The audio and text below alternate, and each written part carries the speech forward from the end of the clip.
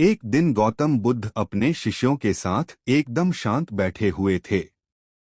उन्हें इस प्रकार बैठे हुए देख शिष्य चिंतित हुए कि कहीं वह अस्वस्थ तो नहीं हैं।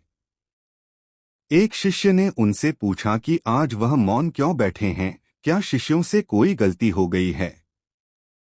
इसी बीच एक अन्य शिष्य ने पूछा कि क्या वह अस्वस्थ हैं, पर बुद्ध मौन रहे। तभी कुछ दूर खड़ा व्यक्ति जोर से चिल्लाया, आज मुझे सभा में बैठने की अनुमति क्यों नहीं दी गई है।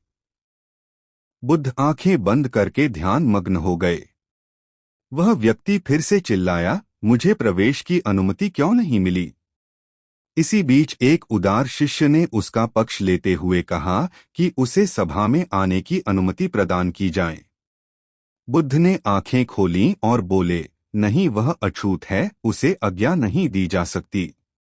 यह सुनकर शिष्यों को बड़ा आश्चर्य हुआ। बुद्ध उनके मन का भाव समझ गए और बोले, हाँ, वह अछूत है।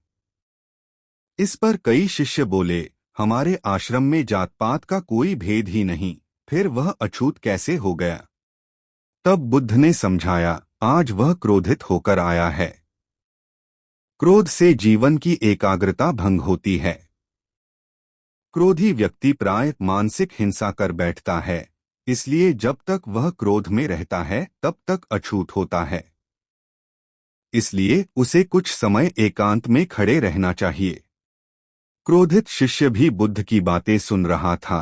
पश्चाताप की अग्नि में तपकर वह समझ चुका था कि अहिंसा ही मनुष्य का महान कर्तव्य व परम धर्म है। वह बुद्ध के चरणों में गिर पड़ा और कभी क्रोध न करने का प्रण लिया। शिक्षा आशय यह है कि क्रोध के कारण व्यक्ति अनर्थ कर बैठता है और पश्चाताप उसे बाद में होता है, जिसका कोई लाभ नहीं मिलता। इसलिए हमें क्रोध नहीं करना चाहिए। असल मायने में क्रोधित व्यक्ति अछूत हो जाता है और उसे अकेला छोड़ देना चाहिए। क्रोध करने से तन, मन और धन तीनों की हानि होती है। क्रोध से ज्यादा हानिकारक कोई और वस्तु नहीं है।